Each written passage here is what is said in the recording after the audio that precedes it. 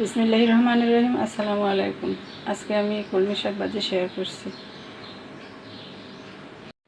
এখানে কিছু কলমি শাক নিয়েছি। এখন শাকগুলো ভালোভাবে ধুয়ে তারপরে কুচি কুচি করে কেটে নিব।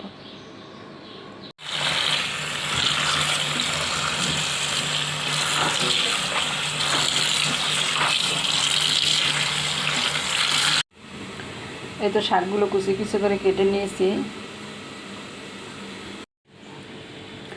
শাকগুলো ভালোভাবে ধুয়ে কুচি কুচি করে কেটে নিয়েছি। এখন হালকা সেদ্ধ করে তারপরে ভাজি করে নেব।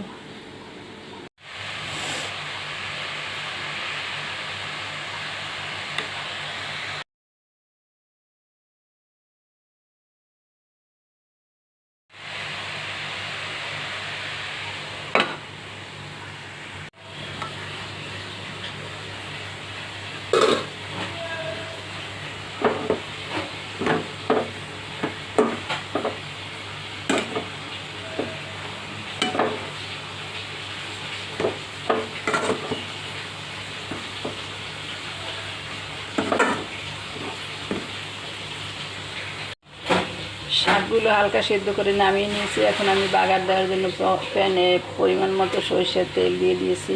দিয়ে দিলাম শুকনো মরিচ।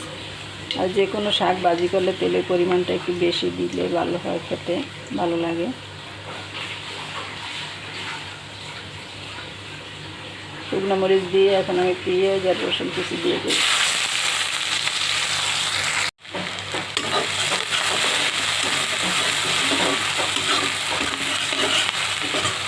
এখন পেঁয়াজ, মরিচ আর রসুন আমি নেড়ে চেড়ে হালকা লাল করে বাদামি করে ভেজে নেব। ভেজে তারপরে সিদ্ধ করে রাখা শাকগুলো দিয়ে দেব।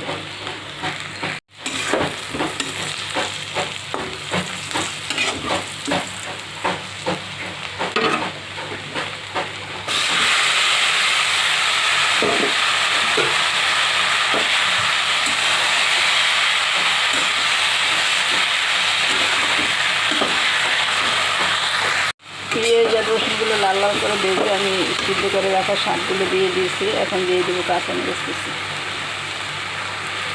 নেড়ে চেড়ে এখন শাকগুলো শুকনো শুকনো করে ভাজি করে নেব। আর কলমি শাক আমরা সবাই রান্না করতে ভাজি করতে পারি, কিন্তু এক একজন এক একভাবে করে।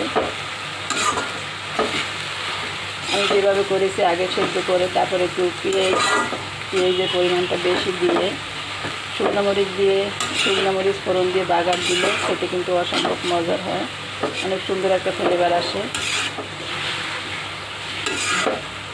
যারা কখনো এইভাবে ভাজি করে খান না, এইভাবে ভাজি করে একবার খেয়ে দেখবেন।